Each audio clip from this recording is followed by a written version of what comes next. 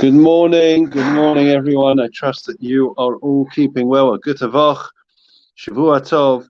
I'm in a slightly different location, having been locked out of the shul. Ironically, good morning, Clarice. Good morning, all those that are joining us. Today's learning is dedicated in memory of those that have Yortzeit, in particular to Andrea Pass's father. We wish the family long life.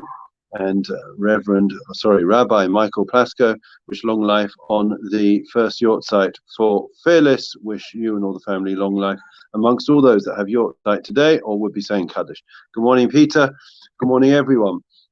One of the fascinating concepts in this week's in the coming week's parsha relates to the counting, the census that was taken of the Jewish people.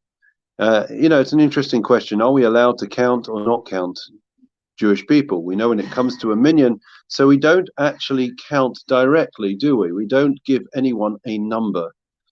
That only, if we think about in our history, the time when we were numbered, that was when it was blazoned on our arms at the time of the Holocaust. We don't give people a number because to give people a number is, in a sense, a limitation. It's seen as something which doesn't reflect their greatness, and therefore we don't directly number people. And yet a census was needed to be taken of the Jewish people this week. So how did they do it? It's fascinating. They were commanded to take a half a shekel, machasis a shekel, and they were told that they should all contribute. They should all give these half a shekels for the communal good, and that would be a way that they would know how many Jewish people there were. And there were a few times in Jewish history when a census was taken.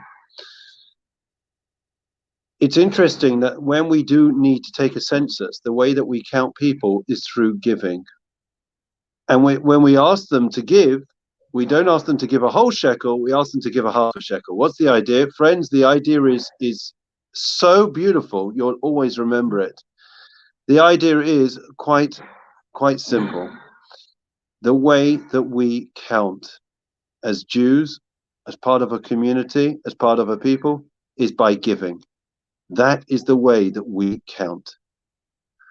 But as much as we count through the contribution that we make, here in this case money, but it could be time, effort, contribution, whatever it is. On the other hand, we recognize as much as we count as individuals, we recognize that we are part of something much greater than ourselves. And therefore, we only give a half a shekel. Half a shekel recognizes that I'm not whole. I'm not completely independent. I'm interdependent. I rely on others. There's something that you have that I don't have. We complement each other. And it's only when we take all the pieces and with the sum of the total of the parts is greater than the whole. And therefore there's exponential growth. When we come together, we can achieve greater things that otherwise as individuals, we simply would not be able to achieve.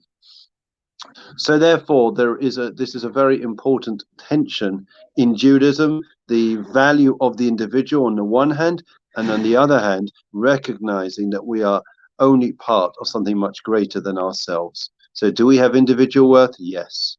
But the way that we are meant to make our mark in this world is through thinking beyond ourselves for the greater good of community, Jewish people, and society.